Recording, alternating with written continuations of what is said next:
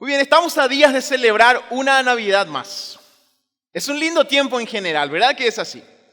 Pero no olvidemos algo que nuestro pastor Samuel mencionó el domingo pasado.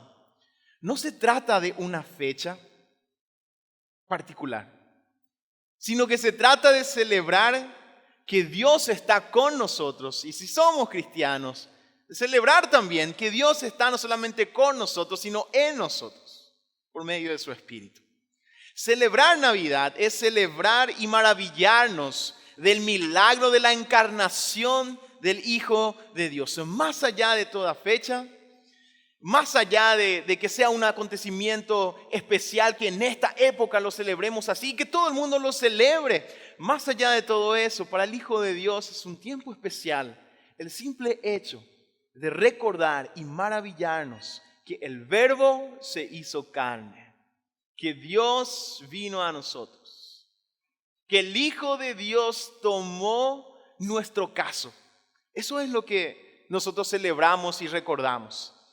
Y si tomamos este milagro, el milagro de la encarnación del Hijo de Dios, como punto de partida en nuestra discusión sobre la Navidad, vamos a ver que produce normalmente dos efectos o reacciones. Es por eso que el título del mensaje en esta mañana es Las dos caras del milagro navideño. Las dos caras del milagro navideño. Y vamos a estar leyendo una historia bíblica que siempre la recordamos en Navidad, que se encuentra en Mateo capítulo 2, versículos 1 en adelante. Y recordemos algo, que el milagro navideño, el milagro de la encarnación, no se limita a lo ocurrido en Belén, sino que tiene que ver de forma general con la presencia de Dios en medio de la humanidad. En el Antiguo Testamento, la palabra de Dios fue hablada a sus siervos los profetas en forma de promesa. Pero la palabra de Dios que venían los profetas ya daba ese indicio de que Dios estaba en medio de nosotros como seres humanos. Y no solamente allá arriba en los cielos, que Él se relaciona con nosotros. Todo el Antiguo Testamento en forma de promesa nos hablaba de lo que había de ocurrir en Belén. En el cumplimiento del tiempo, como escribía Pablo a los Gálatas, Dios envió a su Hijo nacido de mujer. Según nos relatan los evangelios, la palabra de Dios que estaba en forma de promesa en el Antiguo Testamento se hizo carne en Belén, en el nacimiento histórico y la presencia histórica de Jesús, en el nacimiento del Hijo de Dios en Belén por medio de una virgen. Y en el resto del Nuevo Testamento, la palabra es proclamada como cumplimiento por el poder del Espíritu Santo, palabra que transforma corazones y produce nuevas criaturas. Pero todo el contexto de la Biblia nos habla de una cosa: Dios no está allá arriba en los cielos solamente. Dios no fue el creador y después dejó que el mundo girase ya con sus propias leyes. Todo el testimonio bíblico nos dice, Dios se involucra, es parte de la demostración de su amor a la humanidad. ¿Y qué mejor manera de demostrar eso que enviando a su Hijo para tomar nuestra forma? Eso es lo que nosotros recordamos en este tiempo, que Dios está con nosotros. Ante esta realidad, el ser humano no puede ser indiferente. Solo hay dos respuestas al obrar de Dios, a su presencia, a su palabra.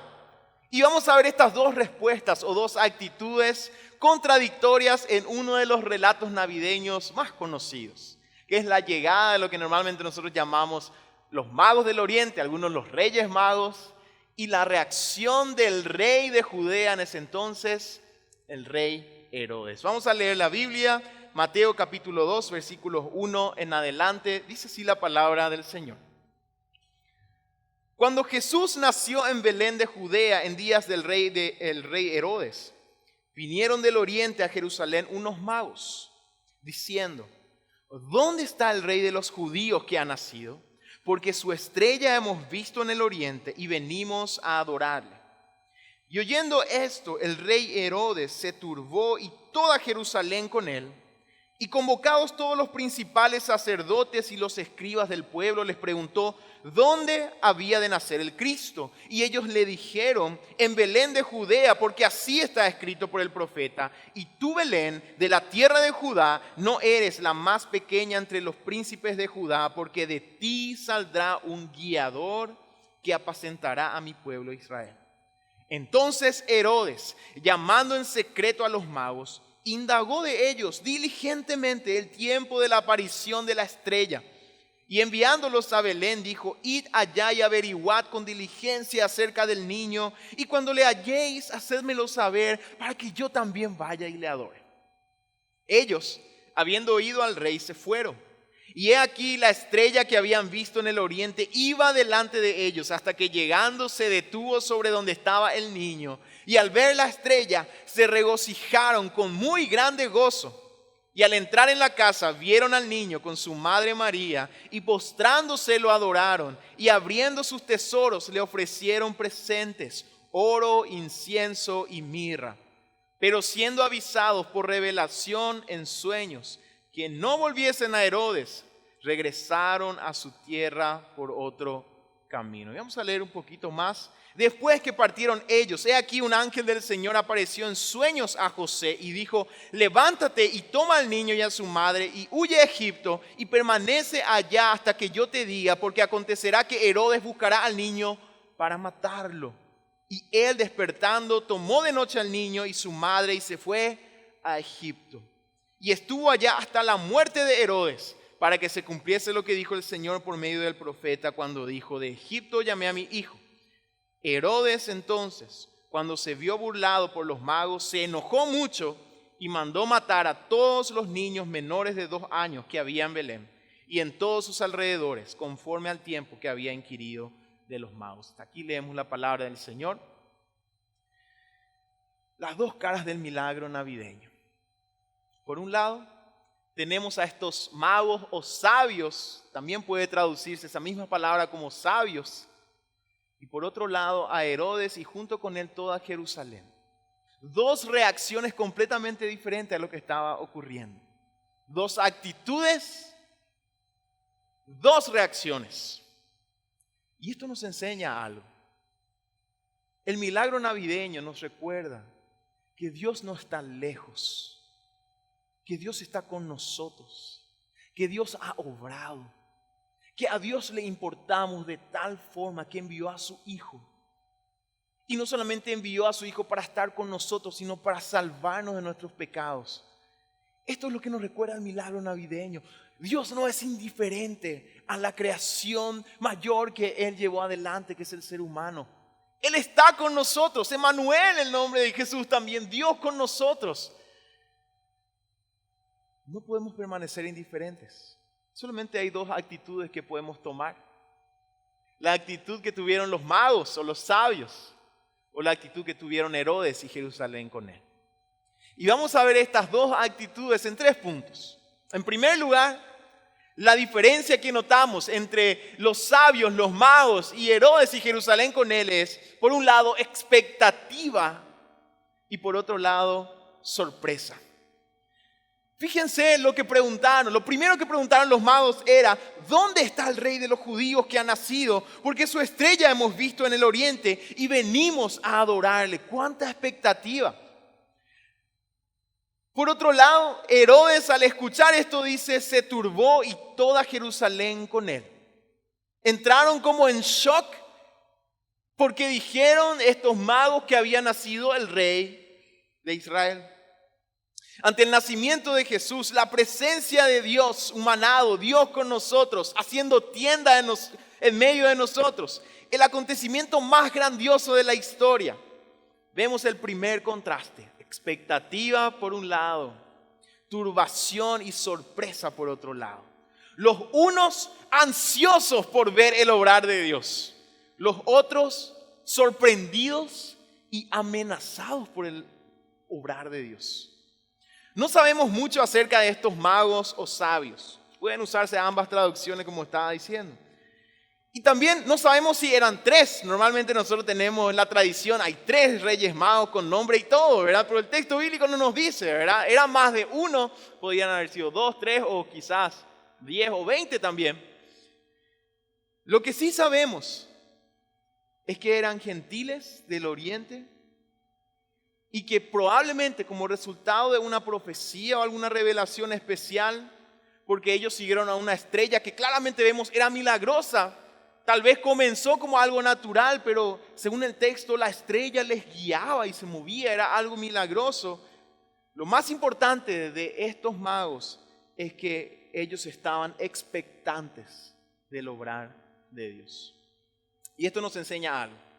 Aquellos en quienes el poder de Dios se manifiesta tienen esta característica, la expectativa. Y puede manifestarse de diferentes maneras. Una revelación especial como el caso de Cornelio. Una simple curiosidad como en el caso de Zaqueo. Una incertidumbre como en el caso de Nicodemo. Una enfermedad como tantos casos en el Nuevo Testamento. De muchas otras maneras. Esta expectativa, ¿qué significa esto? El estar esperando algo de Dios. Estos magos, no sabemos mucho el contexto. No sabemos cómo llegaron ahí. Pero lo que podemos notar en ellos es que ellos querían ver el obrar de Dios. Y querían adorar al rey que había nacido. ¿Por qué existe esta expectativa? Esta expectativa existe como resultado de una interrupción. Si nosotros nos separamos de alguien a quien queremos mucho, cuando se acerca la fecha de volver, la expectativa crece. ¿Verdad que es así? Tenemos esa expectativa de reencontrarnos. El ser humano, muy en el fondo, tiene siempre esta expectativa. Porque hubo una interrupción, hemos caído de la gloria de Dios. Todas las situaciones mencionadas nos ponen en la situación de humildad, de reconocer nuestra necesidad. En la situación de reconocer esa interrupción y esa gran necesidad que tenemos de restaurar nuestra relación con Dios. Esa es la base de toda expectativa ante el obrar de Dios. Pero hay algo que nubla esa expectativa, que es el orgullo. Orgullo que lastimosamente lleva a transformar esa expectativa en algo más. El orgullo que hace que el obrar de Dios nos agarre de contramano, que no lo veamos, que pensemos que no es importante, que sigamos en el camino de perdición. Ese orgullo hace que esa expectativa que nuestros corazones tienen de reencontrarse y reconciliarse con Dios se convierta en algo más. Herodes y el pueblo de Israel reaccionaron ¿cómo? Con sorpresa. Ellos no estaban esperando lo que Dios iba a hacer. Herodes ni sabía de la venida del Mesías. Tenía que preguntar dónde tenía que ser eso. Le agarró completamente de contramano. Y es interesante, unos extranjeros estaban más conscientes del obrar de Dios que el mismo pueblo de Dios. En Jerusalén ellos se turbaron junto con Herodes. El mensaje navideño nos recuerda: Dios está con nosotros, estemos expectantes, deseosos de ver su obra, de unirnos a su obra. El mensaje de la Navidad, el milagro de la encarnación nos recuerda esto, hermanos. Y yo tengo una preocupación en este tiempo, en el tiempo en que vivimos. Estamos muy agitados, ¿verdad que es así? Y salimos a las calles y sentimos eso. Es cierto, tenemos ahora justamente un año electoral y eso tal vez hace que haya más movimiento todavía, pero a nivel general, el ritmo que llevamos como sociedad, a veces hasta sin darnos cuenta, si nos ponemos a reflexionar, decimos, estoy cansado y ni siquiera sé por qué. Y parece que el saber que tengo que ir a escuchar la palabra del Señor, sin darnos cuenta, se convierte en algo que tengo que hacer. Y ya no tenemos esa expectativa de decir, voy a ir a escuchar la palabra de mi Dios. Voy a encontrarme con mis hermanos. Voy a abrir su palabra día a día y recibir palabra de Dios y escudriñar su palabra. ¿Acaso hay algo más importante? ¿Acaso hay algo más grandioso, hermanos? Que Dios esté cerca de nosotros, con nosotros. Pero por varios motivos tenemos esta tendencia, el de perder esta expectativa de recibir algo de Dios. Y eso es algo que el enemigo quiere que hagamos. Y sin darnos cuenta reaccionamos como Herodes. ¿En serio? Dios está obrando. ¿Dónde? ¿Cómo? ¿Por qué? Eso quiere decir que tengo que cambiar.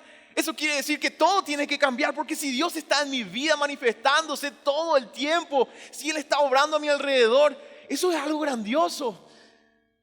Sin embargo, el enemigo obra de manera sutil por varios motivos para que perdamos esa expectativa. Y el milagro navideño nos recuerda esto. Y ver estas dos reacciones nos recuerda esto. Mis queridos hermanos, no dejemos que nada nos quite esa expectativa como hijos de Dios, de estar esperando y ver lo que Él está haciendo y unirnos a su obrar. Que el obrar de Dios no nos agarre en contramano. Sin darnos cuenta, a veces nos sorprende al escuchar los grandes testimonios. Y a veces hasta perdemos la sensibilidad al escuchar lo que Dios hace en la vida de nuestros hermanos y sin embargo Él sigue obrando. Podemos ser como estos magos que estaban tan deseosos de ver al rey. O ser como Herodes y el pueblo de Jerusalén que se sorprendieron tan grande, ni sabían que Dios estaba obrando, siendo que ellos tenían todas las promesas. No dejemos que nada nos quite nuestra expectativa. Y vamos a ver dos reacciones más. Los magos reaccionaron con gozo y según el texto, Herodes reaccionó con turbación y al pueblo también así. Versículo 3 leíamos, oyendo esto, el rey Herodes se turbó y toda Jerusalén con él. Y la otra cara de la moneda, cuando los magos llegaron a Belén, dice, al ver la estrella, se regocijaron con muy grande gozo. Una repetición ahí, se regocijaron con muy grande gozo. Es como que quería usar el escritor bíblico todo lo superlativo que podía para demostrar cuán gozosos estaban estos hombres.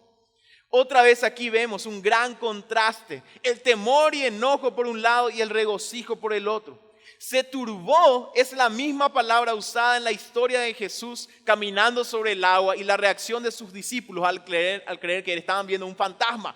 Se asustaron, quedaron estupefactos, estaban horrorizados. Esto pasó a Herodes al escuchar que el rey había venido, el verdadero rey.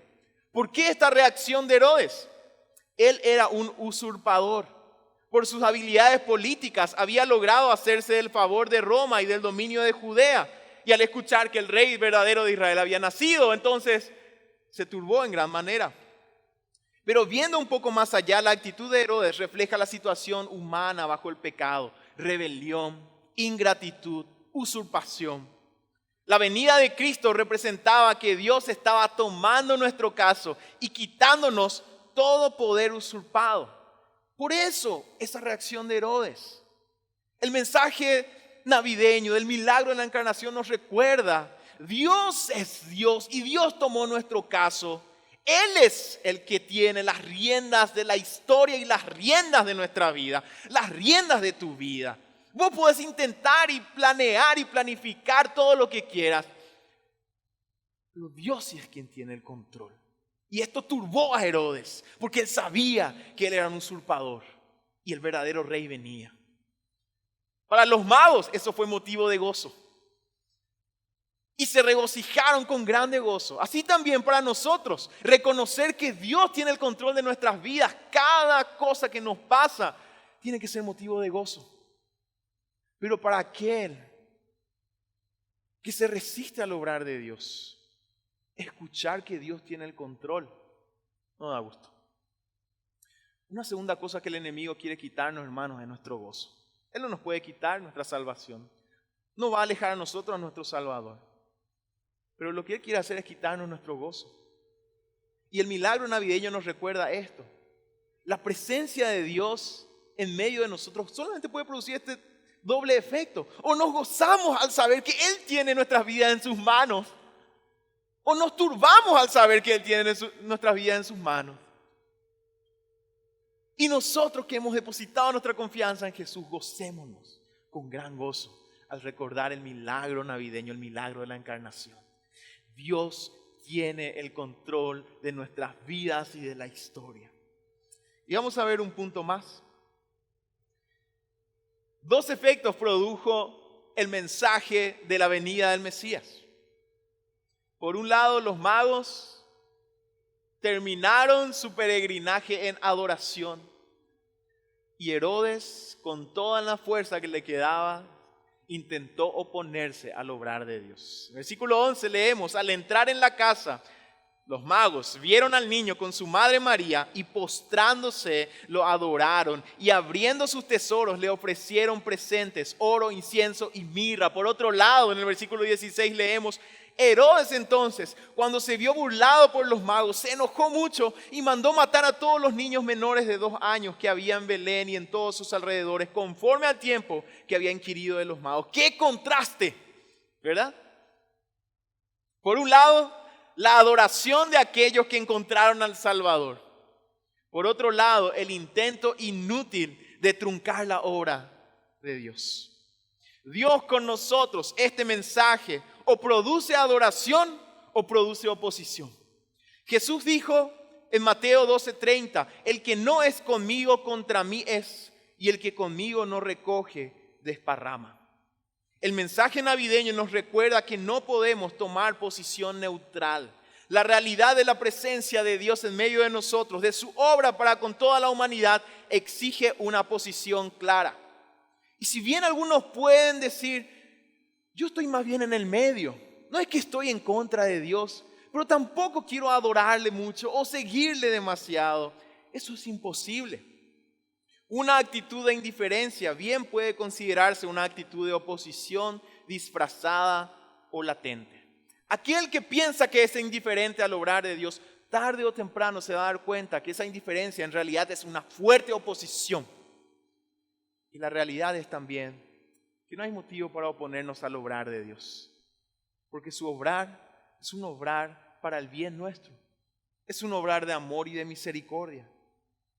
El mensaje navideño debe llevarnos a reflexionar acerca de cómo está nuestro corazón para con Dios. O nos rendimos a Él en adoración y como estos magos decimos: Señor, todo lo que tengo te doy en adoración, todo en gratitud te doy, todo, no hay, ya sé que ningún regalo es suficiente, mi vida, Señor, todo lo que tengo te doy. O podemos tomar la otra actitud de decir: Señor, yo no te doy nada. Pero lo que no podemos hacer es estar en el medio. El enemigo quizás nos haga pensar que estamos en el medio.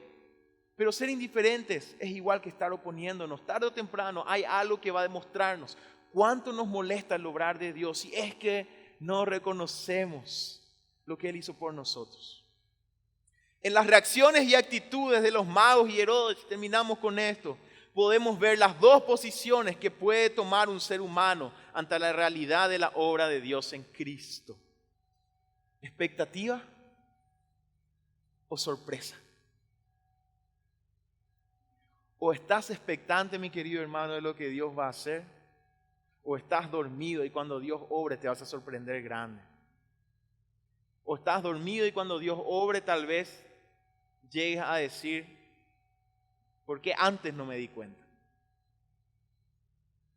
Dios con nosotros era el mensaje más grandioso de la historia, es el mensaje más grandioso de tu vida. ¿Qué actitud vamos a tomar? Vamos a decir: ven a mi corazón, Señor. O vamos a estar dormidos y no nos vamos a dar cuenta y va a venir de sorpresa lo que Él está haciendo. No podemos perder la expectativa. Eso es algo que el enemigo quiere que hagamos. El mensaje navideño, Dios con nosotros, este mensaje puede producir en nosotros gozo o turbación. O nos gozamos o nos enojamos. Porque el mensaje es tan grandioso que no permite que tomemos ahí una decisión o una actitud neutral.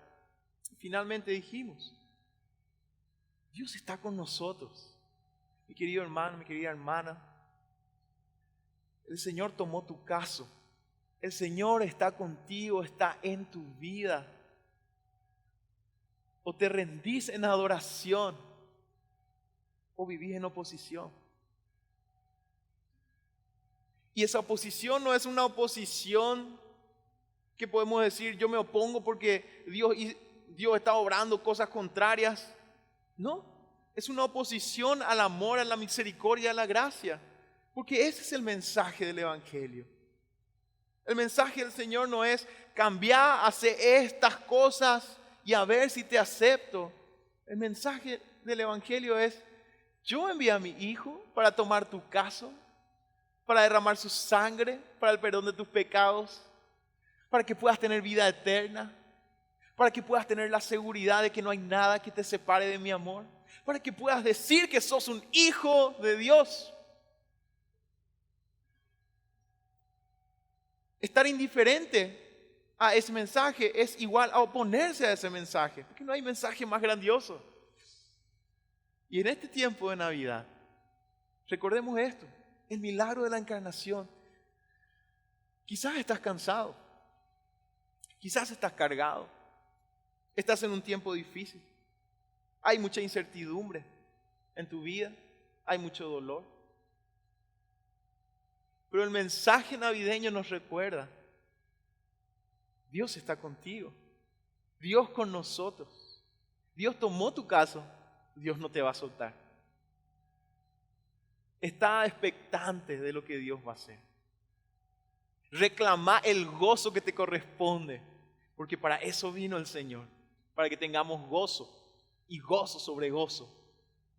Y rendite en adoración, porque no hay nada ni nadie. Eso que el Señor comenzó en Belén lo va a terminar. Y parte de esa obra es lo que sucede en tu vida. Él va a acabar la obra, su obra en tu vida.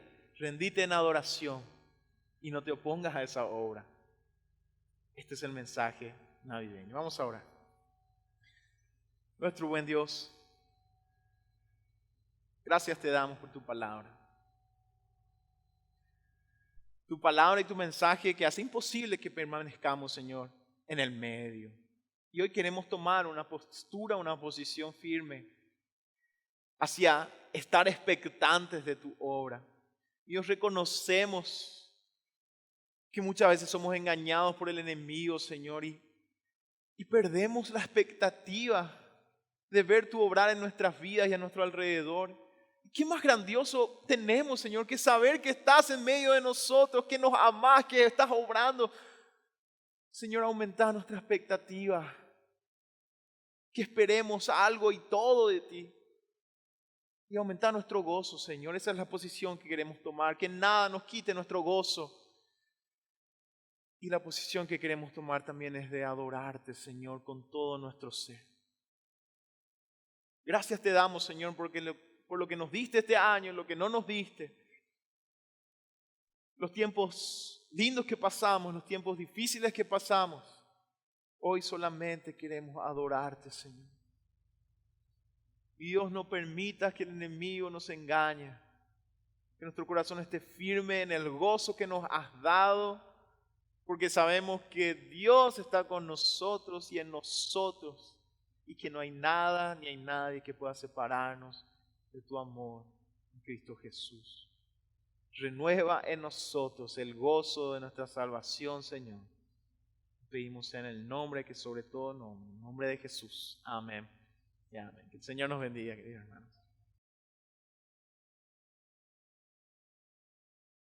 Solamente con un corazón regenerado, un corazón y un ser creado de nuevo por el Espíritu Santo, solamente de esa manera vamos a poder comprender la magnitud de la gracia de Dios.